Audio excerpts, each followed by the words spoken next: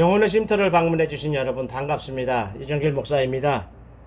오늘은 시편 50편 23절 말씀을 중심으로 해서 다음 주에 오게 될 맥주 감사절을 한 주 당겨서 알아보기로 하겠습니다. 그리고 잠시 공지사항을 말씀드리면 저희 영혼의 쉼터 개편을 했죠. 월요일 날에는 제가 여러분에게 말씀을 전해드리고요. 화요일 날에는 하영지 목사님이 환우들, 아픈 사람들을 돌보시는 가족들을 위해서 기도해 주시는 날이고요. 수요일에는 드보라 목사님이 우리의 영혼을 깨우는, 또 감사를 깨우는 시편을 가지고 설교를 해 주십니다. 그리고 목요일에는 조복선 목사님이 자녀들을 위한 기도를 해드리고요. 금요일에는 장인견 전도사가 기도하는 마음으로 창세기를 읽어드립니다. 아프신 분 있으면 귀에다가 이렇게 들이대도 들으시면 좋겠습니다. 기도하면서 읽어드리는 말씀이라는 얘기죠. 생명의 말씀이 그분의 영혼에 심령에 꽂힐 때에 말씀이 역사하시는 줄로 믿으시기 바랍니다. 그리고 토요일 날에는 박사라 목사님께서 기도하면서요 마태복음을 읽어드립니다. 기도하면서 들려주는 성경 말씀이 어떤 역사가 일어나는지 경험해 보시기 바랍니다. 따라서 함께 만들어가는 우리 영혼의 쉼터 사역자들에게도 기도해 주시고요. 응원으로 반응해 주시기 바랍니다. 힘주시고 또 이웃에요. 아프고 또 소외되고 외로운 분이 계시다면, 좌절한 분이 계시다면 우리 영혼의 쉼터 방송을 보내드리는 것도, 듣게 해주시는 것도, 홍보해 주시는 것도 함께하는 동역이라 생각을 합니다. 오늘은 이제는 오늘 주제인 시편 50편은 형식적으로는 드리는 예배, 그리고 하나님께서 기쁘게 받으실 만한 감사로 드리는 예배가 어떤 것인지 말씀하고 있습니다. 따라서 감사는 곧 예배라고 말씀드릴 수가 있지요. 예배의 요소는요, 찬양, 기도, 말씀이요. 그리고 하나님께 드리는 예물이 필요하지요. 그리고 굳이 하나 더 이야기하자면 예배를 끝나고 나머지 6일간의 삶 속에서 삶으로 하나님을 전도하는 진정한 예배, 삶의 예배, 그것도 중요한 것이라고 우리가 생각해야 할 것입니다. 벌써 한여름이 되었습니다. 다음 주가 초복이더라고요. 내년에도 봄이 올 것을, 무슨 얘기죠? 믿는 사람이고 안 믿는 사람이고 농사 짓는 사람은 분명히 내년에도 봄이 올 것이다 믿는다는 것이죠. 하나님께서 하시는 일을 교회를 다니는 사람이나 안 다니는 사람이나 하나님의 섭리를 믿고 산다는 이야기죠. 따라서 겨울에 보리나 밀을 뿌렸던 것이 이제 다 자라서 수확을 할 때가 온 거예요. 이렇게 풍성함을 감사하는 것이 맥주감사절입니다. 그래서 저는 구약시대에 드렸던 예배, 또 신약시대에 드렸던 교회에서 드렸던 예배는 감사로 충만했다. 예배 자체가 감사였다라는 말씀을 드리고 싶습니다. 특별히 오늘 이 말씀을 듣고 감사하는 마음이 솟구칠 여러분들과 여러분의 과정을 우리 하나님께서 함께 하시며 축복하시고 지켜주실 줄로 믿습니다. 출애굽기 23장 14절로 17절을 보면요, 하나님께서 반드시 지키라고 명령하신 세 가지 절기가 나옵니다. 즉 유월절과 맥주절, 그리고 수장절, 곧 추수감사절이죠. 14절에서는요, 너는 매년 3번 내게 절기를 지킬지니라 라고 하셨습니다. 그리고 15절에서는 무교병의 절기를 지켜라, 곧 유월절입니다. 16절에서는 맥주절을 지키라, 이는 네가 수고하여 밭에 뿌린 것의 첫 열매를 거둠이니라 라고 말씀하시고, 또한 수장절을 지키라, 그리고 나서 1년에 3번 이상 나에게 보일지니라 라고 말씀을 하셨습니다. 성전에 올라와서 예배를 드리라는 말씀이었습니다. 첫 번째 6월절을 간단하게 살펴보면은 이스라엘 백성이요, 애굽 땅에서 430년 동안 노예 생활을 하다가 탈출이란 말이 좀 우습지만은 거기서 이제 해방된 것을 기념하는 절기입니다. 특히 출애굽하기 전날 밤에 죽음의 사자가 애굽의 모든 동물의 첫 새끼, 모든 사람의 큰 장자를 다 죽여버리는 죽음의 재앙이 10번째 재앙을 집행할 때에 어린 양의 피를 집의 문설주에 바른 이스라엘 백성들의 집은 죽음의 사신이 그냥 넘어갔다는 이야기죠. 그래서 6월절이라고 합니다. 이스라엘 백성들이 구원받은 데서 유래된 아주 귀한 절기입니다. 그때 그들이 살던 곳이 고센 땅이었어요. 요즘으로 말하면 여러분이 담고 있는 공동체, 교회라고 말할 수 있습니다. 하나님이 지켜주시는 곳입니다. 두 번째로는 오늘 말씀 주제가 되는 맥주절입니다. 밀이나 보리를 수확하게 하신 하나님께 기쁜 마음으로 예배드리는, 그래서 민수기 28장 26절에서는 첫 열매의 날이라고 부릅니다. 그리고 출애굽기 23장 16절에서는 맥주절이라고 불렀습니다. 특히 이 날은 6월절이 지나고 7번째 주에 7주째 때에서 지켜졌다고 해서 77절이라고 하기도 하고, 77은 49, 우리 하루 더 해서 그 다음날 50일이 돼서 오순절이라고 부르기도 합니다. 우리 신약 교회의 시간으로 본다면 예수님이 부활하시고 승천하신 후 성령님께서 강림하신 성령 강림일 그날입니다. 세 번째는 가을에 드리는 수장절이 있죠. 한 해 농사를 다 마무리하고 갈무리하는 절기입니다. 이것은 이제 추수감사절 때 다시 한번 말씀을 드릴게요. 이렇게 세 가지 절기를 지키라고 하시는 것은 하나님에게 감사할 줄 좀 알아라, 이런 말씀이에요. 전에도 늘 말씀드렸지만 민수기 이런 데서는 감사라는 단어가 하나도 안 나와요. 430년 동안 노예 생활을 하다 보니까 그들 몸속에 DNA에 아마 감사라는 것이 전혀 없었던 것 같기도 하고, 아니면 폐역해서 그런 것 같기도 하고 그렇습니다. 당시 유대 백성들은 감사를 전혀 모르는 사람이에요. 제가 늘 말씀드리지만 영적 진리는 감사하는 사람에게 하나님은 그 예배를 받으시고 또 축복하시고 감사할 조건이 또 내려주신다는 것이죠. 이것이 반복돼서 선순환이 되어야 되는데 감사할 줄 모르고 매맞고, 그래서 악순환이 돼서 또 매맞고, 이렇게 되면 안 된다는 것이죠. 그래서 하나님께서는 복을 많이 주시기 위해서 계속 감사하라. 그렇게 하면 어떻게 해야 돼요? 최소한 세 가지 절기를 지키게 하게 되면 3번은 감사할 수 있을 테니까 아마 말씀하신 것 같습니다. 이스라엘 백성이 누구예요? 선민이에요. 그들 말 맞다나 선택받은 민족이라는 사람들입니다. 그리고 출애굽에서 가나안 땅에 들어가기까지 얼마나 많은 하나님의 행하신 기적을 직접 눈으로 보고 몸으로 체험했던 민족이었습니다. 그럼에도 불구하고 성경에요, 188, 약 한 200번이나 나오는 감사라는 단어가 이스라엘 백성들이 광야에서 생활하던 역사를 기록한 출애굽기, 민수기, 이걸 다 뒤져도요, 한 번도 없어요. 참 기가 막힌 적 한 번도 없어요. 그렇게 하나님의 은혜를 도무지 감사할 줄 모르는 아주 부정적이고 패역한 백성들이라고 성경은 증거하고 있는 것이죠. 그들의 행동은, 그들이 잘못했고 불평불만했던 것은 먼저 주에 민수기를 다룰 때 말씀을 드렸으니까 오늘은 생략해서 넘어갑니다. 늘 말씀드리지만요, 하나님께 복을 받는 것, 그리고 받은 복을 누리는 것은 다른 겁니다. 받으면 뭡니까? 누리지 못하면 안 받은 거나 같다는 얘기죠. 그래서 복을 온전히 누리려면 은혜가 있어야 한다는 말이에요. 그리고 그 은혜는 감사해서 나오는 것이거든요. 다시 말해서 무엇이죠? 감사할 줄 알면 은혜가 넘친다, 이렇게 받아들이면 되겠습니다. 그래서 하나님께서는 그들에게 감사라는 절기를 주신 것이지요. 은혜를 받고서도 그 은혜에 감사를 모르는 백성들에게 그들의 조상 아브라함과 맺었던 언약대로, 횃불 언약대로 복을 주고 누리게 하기 위해서는 율법을 통해서라도, 강제성을 띄어서라도 하나님이 베푸신 은혜에 엎드려서 감사하는 자세를 가르칠 필요가 있었던 것 같습니다. 그래서 지금 이들은 약속의 땅으로 들어가고 있는 중입니다. 이렇게 약속의 땅이요, 젖과 꿀이 흐르는 가나안 땅으로 들어가는 과정은 우리들의 인생 여정과 비슷하지요. 하나님의 구원을 받은 성도들이 이 험하고 긴 인생 여정을 살아가면서 어떻게 살아야 할지를 성경에 기록된 이 사건을 통해서 깨달을 수 있기를 원합니다. 그러면 하나님과 맺은 언약, 조금 전에 이야기했죠. 하나님이 복을 주시고자 했던 그 언약, 약속, 어떤 의미가 있을까요? 언약이란 말은 법적인 구속력을 지닌, 법적으로요, 구속력을 지닌 서로 간에 지켜야 될 약속을 말하는 것이지요.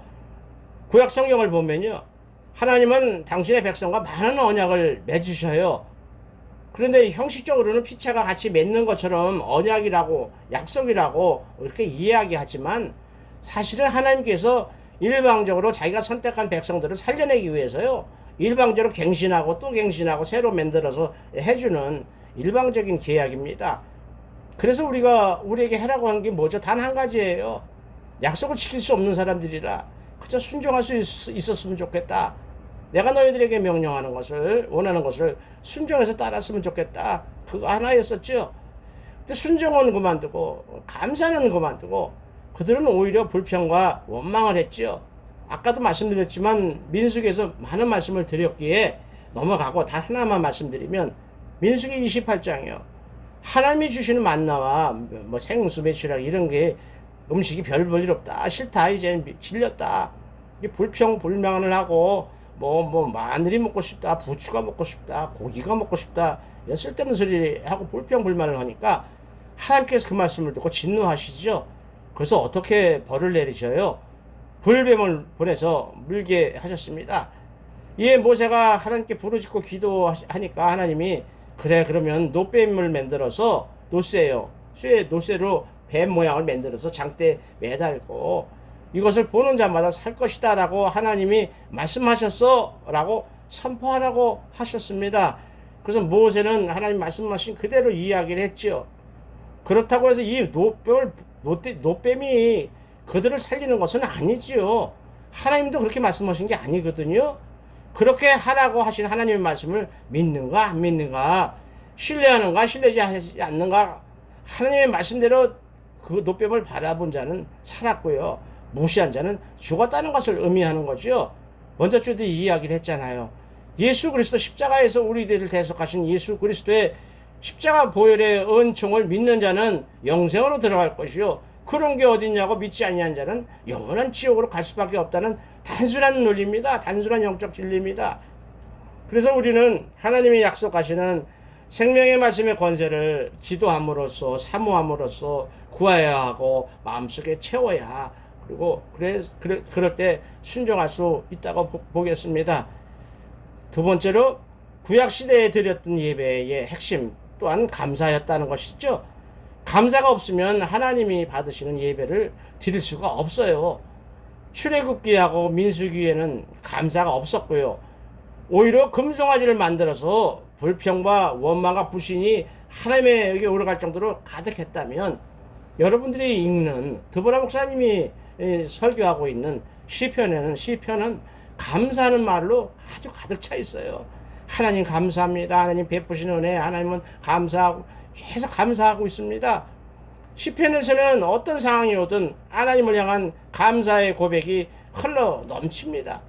이렇게 감사야말로 하나님을 예배하는 자들이 가져야 할 자세, 가장 중요한 자세라는 말씀이지요.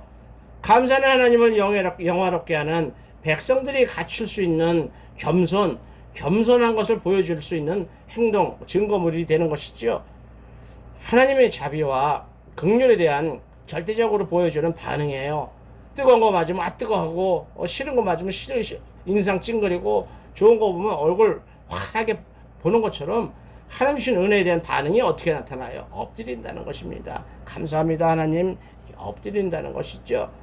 은혜에 대해서 이렇게 감사하는 자세보다 하나님께 드릴 수 있는 것은 인간에게는 없다는 거예요. 물질이요? 다 그것도 하나님 거거든요. 그래서 우리 심성에서 나오는, 심령에서 올라오는 하나님 감사합니다 하는 겸손의 자세가 하나님이 가장 기쁘시게 받으시는 것인 줄 믿으시기 바랍니다. 성경 시편 30편 4절은 주의 성도들아 여호와를 찬송하며 그의 거룩함을 기억하며 감사하라고 말씀하고 있습니다. 또한 시편 107편 1절은 여호와께 감사하라 그는 선하시며 그 인자하심이 영원함이로다 라고 말씀하고 있습니다. 그러면 감사가 어떤 축복을 가져왔는지 실제로 역사상에 어떤 사건이 있었는지 살펴보겠습니다. 이왕이면 여러분들이 다 아는 예화, 사실이죠. 예화가 아니죠. 사실을 가지고 말씀을 드리고 싶습니다. 오늘날 세계 최강국 초인류 강대국이라고 하는 미국의 역사는요. 감사하는 감사 예배로 시작된 나라입니다. 영국의 성공회, 영국 국교회입니다. 성공회가 같은 예수를 믿는 청교도의 우리의 장로교회 뿌리 청교도 성도들을 핍박하고 죽이고 하니까 이들은 1620년 8월 달에 그 신앙을 지키기 위해서 죽음을 각오하고 미국 신대륙을 향해서 떠났습니다. 배편이 있습니까? 비행기가 있습니까? 가본 사람이 있습니까? 아무도 없습니다. 죽음을 각오하고 떠난 거죠. 배도 조그마한 거 27.5m 뿐이 안 됩니다. 기록지가. 그 돛 3개 달랑 달린 배에 자그마치 146명이 타고 갔습니다. 짐은 얼마나 많습니까? 이민 가는 거니까요. 온갖 짐도 많고 배는 작고 사람도 많으니까, 그리고 바람에 동력이 엔진이 있어서 가는 것도 아니고 바람에 의해서 가는 돛 3개가 달랑 붙어 있으니까 바람 불면 가고 바람 안 불면 못 가고 그냥 마냥 가는 거예요. 마냥 느리느리 가다가 보니까 4달이 걸렸어요. 자그마치 4달이 걸렸습니다. 얼마나 고생했을까요? 바다 위에서. 자그마치 4개월을 걸쳐서 1620년 12월 26일 예정보다 늦게 갔으니까 추운 겨울날 도착한 거예요. 크리스마스 다음날 117일간의 험난한 항해 끝에 미국 동부에 있는 플리머스 해안에 도착을 합니다. 아주 춥고 혹독한 겨울날이었다고 기록하고 있습니다. 그래서 그들은 도착하자마자 추위, 식량 부족, 그래서 영양실조에 걸렸으면서 전염병까지 돌아서 봄이 오기도 전에, 한겨울 지나가기도 전에 44명이니까 뭐 한 3분의 1? 그렇죠. 3분의 1 정도 되는 사람이 목숨을 잃어버리는 아픔도 겪었다고 했습니다. 더군다나 유럽에서, 영국에서 심던 그 기후하고 날짜가 아니고 미국 신대륙에서는 날짜가 틀리잖아요. 그 심는 조건을 몰라서 씨 뿌리는 것마다 다 실패했다 그랬어요. 그야말로 요즘 모르죠. 우리가 모내기에는 모내기를 안 하면, 뭐 여름에 하게 되면 쌀을 수확 못하는 거랑 마찬가지겠지요. 그러니까 모든 거 실패해서 먹을 게 하나도 없었어요. 이제 그들에겐 죽음만 기다리고 있었다고 했어요. 굶주림에 시달렸고 추위, 그거보다 더 무서운 것은 죽을 수밖에 없다는, 인디언들에게 포위당해서 죽을 수밖에 없다는 두려움과 불안에 떨었다고 했습니다. 그러나 그들은 믿음의 사람들이었습니다. 그들은 죽음을 선택하지 않고 좌절을 선택하지 않고 하나님을 선택했습니다. 하나님을 향해서 붙잡고 도와달라고, 살려달라고 기도했습니다. 여러분들 인생에도 이런 험한 일이 생길 때 포기하지 마시기 바랍니다. 하나님을 붙잡으시기 바랍니다. 하나님께 기도하시면 하나님께서 응답하실 줄로 믿습니다. 그렇게 그들은 식량도 없고 여건도 엉망이었지만, 그래도 영국보다 훨씬 못했지만 그래도 신앙의 자유가 있는 땅, 정치적인 자유가 있는 땅, 그리고 끝이 보이지 않는 광활하게 늘려있는 그 땅에 보여주는 비전을 보고 하나님께 감사 예배를 드렸다고 했습니다. 어떻게 죽을 수밖에 없는 그 처참한 환경에서 감사로 예배를 드릴 수가 있었을까요? 그게 믿음은 하나님께서 주신다는 그 말씀이 맞는 것입니다. 그들은 그 믿음을 선택하고 믿음을 하나님께 감사로 보여드리면서 하나님께서 엄청난 축복을 받게 되는 것입니다. 바로 그때입니다. 아마도 여러분들 생각하실 때, 보통 사람들이 생각할 때, 그래 먹을 것 하나도 없고 다 떨어져서 죽기 일부 직전에 하나님께 감사로 예배 드렸다고 해서 쌀이 생기냐, 돈이 생기냐, 먹을 것이 생기냐 라고 이야기하겠지만, 많은 사람들이 저에게 그런 얘기를 할 때도 있었어요. 그거랑 마찬가지로 바로 그때 하나님께 감사하면서 하나님을 믿으면서 예배 드렸을 때에 인간적으로는 도저히 상상할 수 없는, 이해할 수 없는 일이 그들에게 벌어진 것이죠. 이제는 다 죽게 된 이방인들, 침입자들을 다 죽이려고 벼르던 인디언들이 거꾸로 도와주려고 나타난 거예요. 말이 안 되지요. 그러니까 하나님이 하시는 일이에요. 그래서 인디언 추장 사모세트라는 사람은 먹을 것을 갖다 주었어요. 먹을 것이 죽기 일보 직전에 있는 사람들을 인디언들이 갖다 먹였다는 것이죠. 그리고 씨앗을 주면서 이거는 어떻게 모날 메시에 어떤 식으로 어디다 뿌리고 어떻게 농사를 해야 이 땅에서는 수확을 할 수가 있는 거야 라고 농사 짓는 법을 가르쳐 줬다고 했어요. 그들의 그러한 도움으로 거의 하나님이 하신 그 도움으로 말미암아 그들이 첫 해에 옥수수, 호박, 감자 등 햇곡식을 추수할 수 있었다고 기록을 했습니다. 그 사실에 청교도는 너무나 감사해서 그 열매를 주신 하나님께 엎드려서 감사드리면서 자기를 도와줬던 인디안들이요, 그들을 다 초청해서 함께 추수감사절 예배 잔치를 벌인 것, 그것이 오늘날 구약에 나오는 추수수장절과 우리 기독교가, 장로교가 섬기는 추수감사절 날짜가 다른 이유가 바로 여기서 나온 것이죠.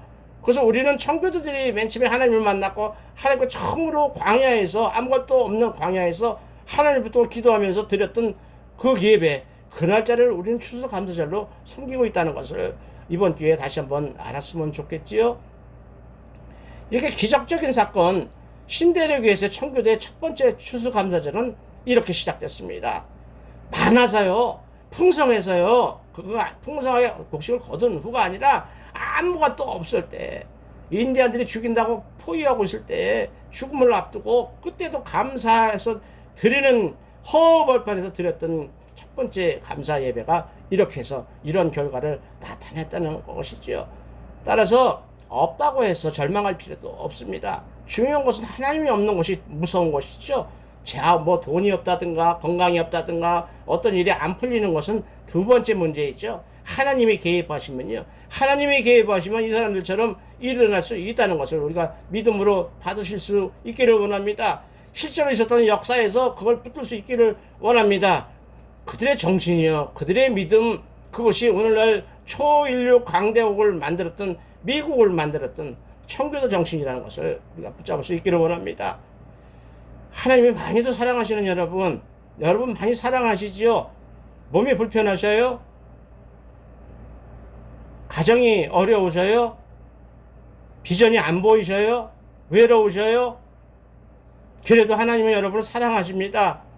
하나님이 여러분을 버리지 않는 한 여러분 하나님을 잊지 않으시기 바랍니다.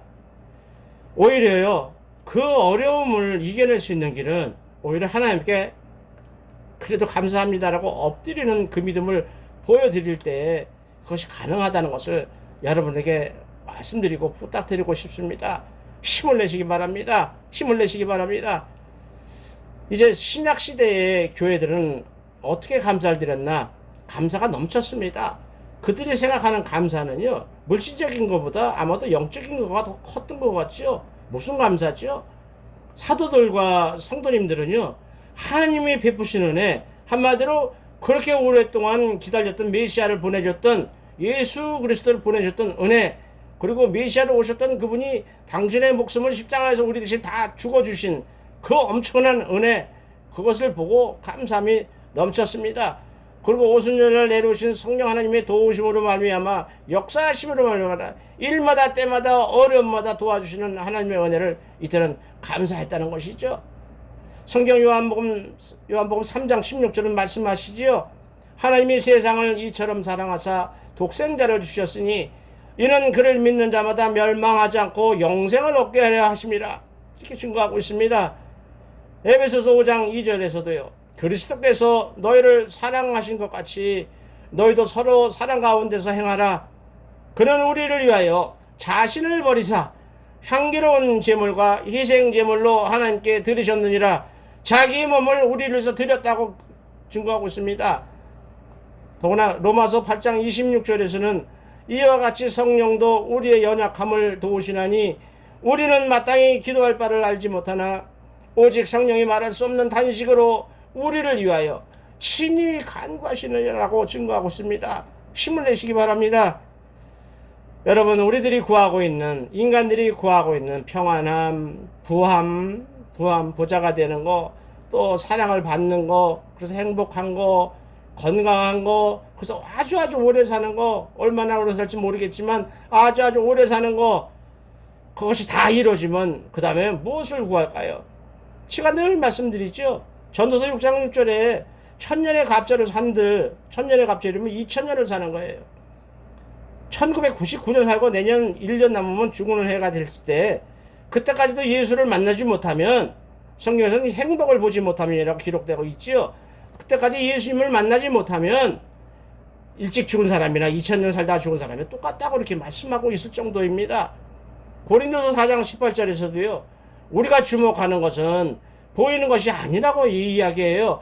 보이는 세상 것이 아니라는 것이죠. 믿음 때문에 목숨을 거는 우리가 바라고 있는 것은 세상에 눈에 보이는 것이 아니고 손에 잡히는 것이 아니다라고 이야기하고 있어요. 보이지 않는 것이라고 했어요. 보이는 것은 잠깐 있다가 없어지는 거. 그러나 보이지 않는 것은 영원하기 때문에 우리는 그것을 주목하고 추구한다 라고 다시 말해서 뭐죠?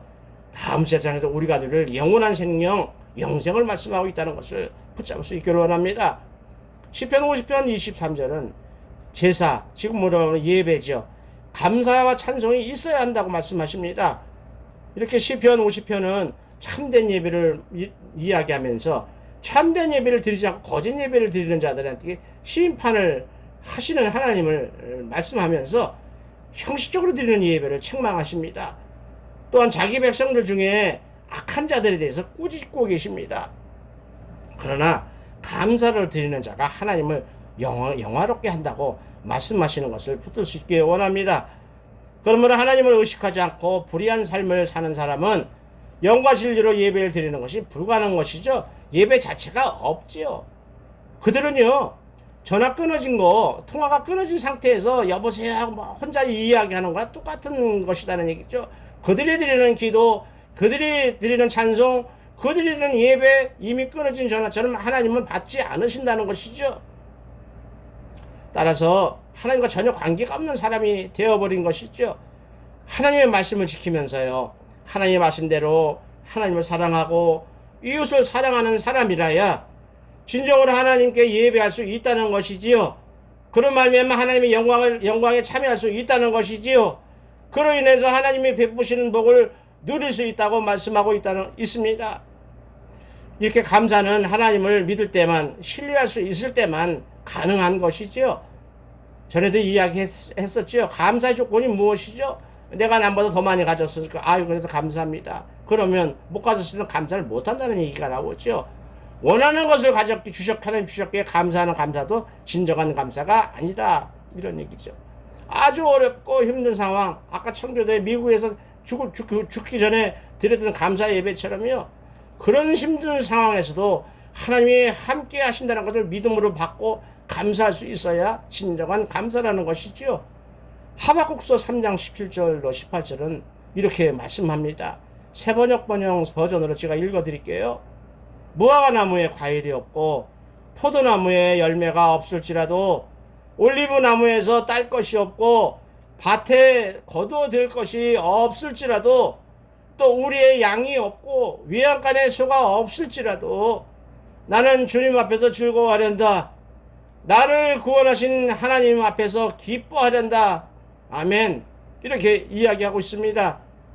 이제 여러분 잘 아시는 세계 최고의 부자였던 록펠러 회장이 어떻게 감사했고 그 감사를 말미암아 어떻게 하나님의 은혜를 입었는지 다 아는 사건이지만 다시 한번 정확하게 말씀을 드리면서 마무리하고자 합니다. 세계 제일의 부자였던 록펠러가 한국 돈, 우리나라 돈으로요, 약 110억 원의 11조를 드립니다.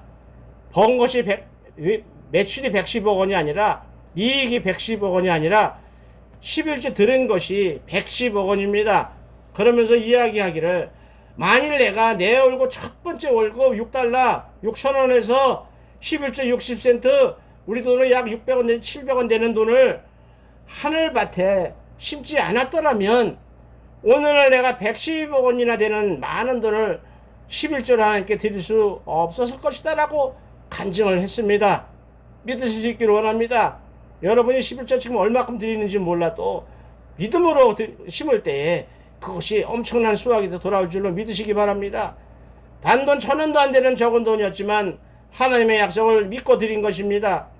하나님께 감사해서 하늘나라에 심은 그의 첫 번째 11조는 인간의 생각을 초월하는 커다란 축복에 대해서 록펠러에게 돌아왔습니다.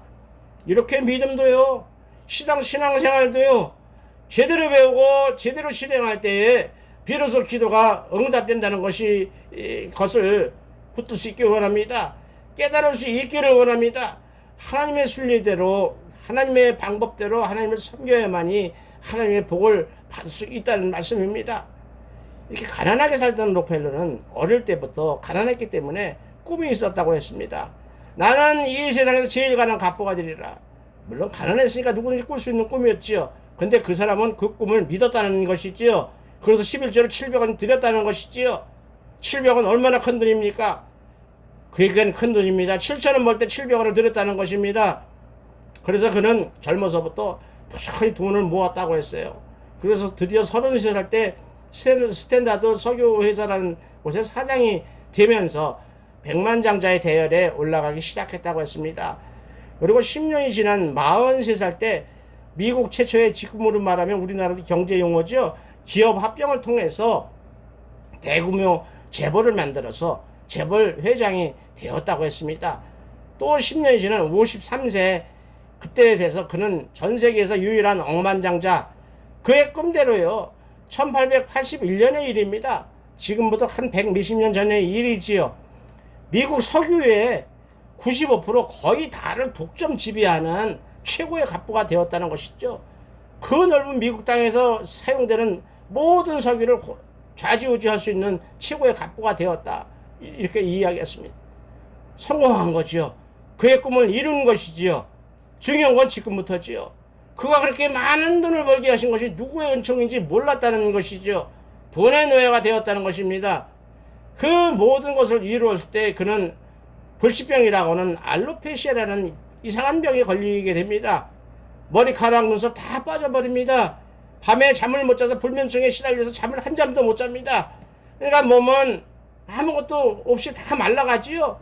먹는 것이 하루에 우유 한 잔하고 빵 한 조각 이상을 먹지 못했다고 했어요. 그러니까 그 모습을 표현하기를 바람 빠진 풍선처럼 말라갔다고 했어요.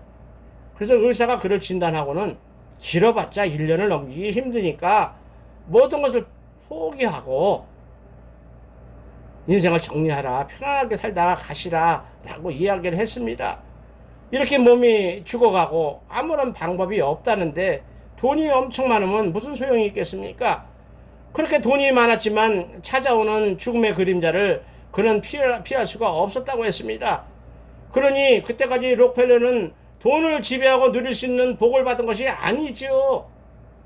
돈에게 지배당하는 돈의 노예였을 뿐인 것이죠. 돈의 신이라고는 만몬신에 묶여 살던 사람이었을 뿐입니다.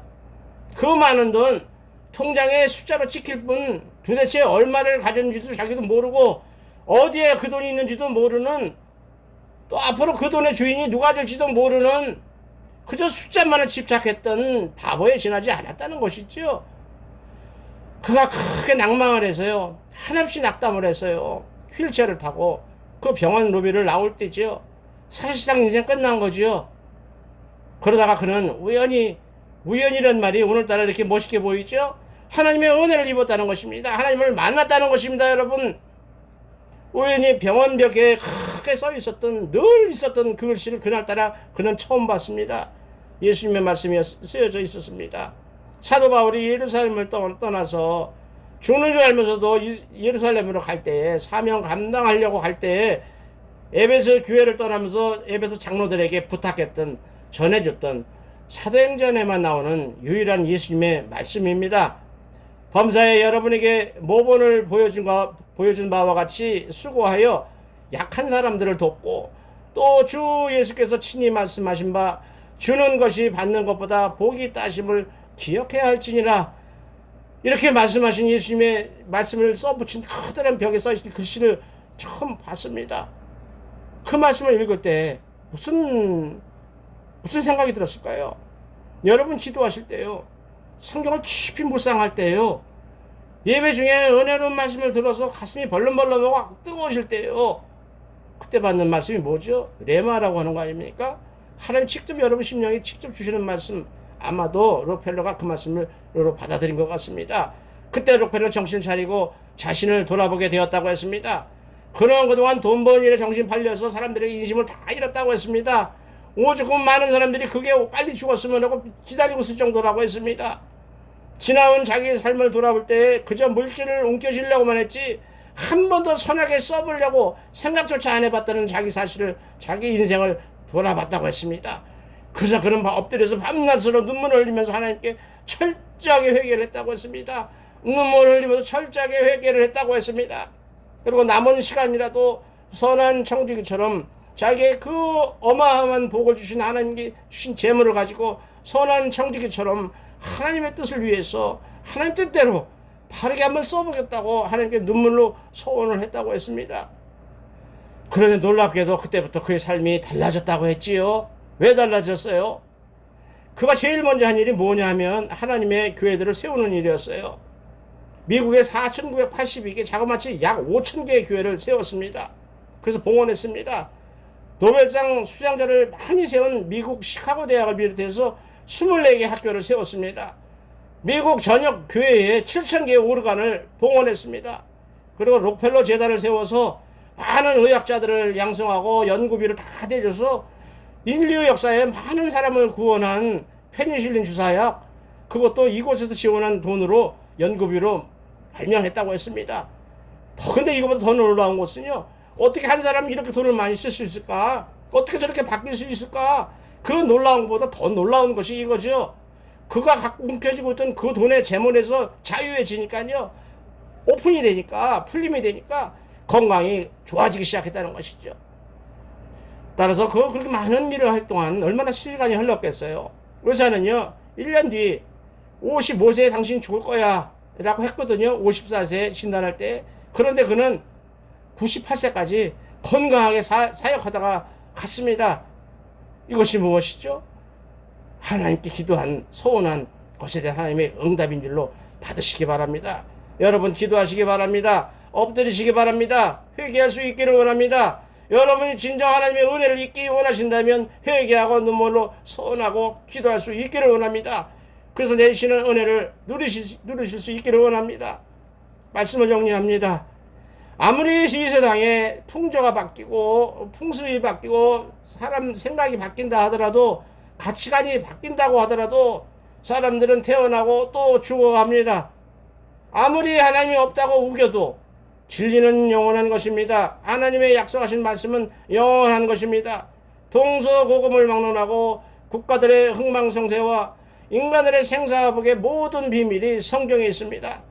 많은 사람들이 우리가 어디서 왔으며 어디로 가게 될지도 모른 채 사라졌습니다. 그러나 오늘 우리는요, 하나님의 은혜로 말미암아 그 비밀을 찾을 수 있기를 소망합니다. 찾으셔야 합니다. 혹시 하나님이 보이지 않아서요, 솔직하게 얘기해서 아직까지도 진정으로 하나님을 믿지 못하고 계셨다면 이제라도 감사하심으로 하나님을 만나는 은혜가 있으시기를, 그래서 영원한 생명을 받아 누릴 수 있으시기를 우리 주 예수 그리스도 이름으로 축원을 드립니다. 하나님 아버지, 오늘도 부족한 종에게 말씀을 허락하시니 감사합니다. 그리고 함께해 주신 여러분 사랑합니다. 다음 주에 뵙겠습니다. 감사합니다.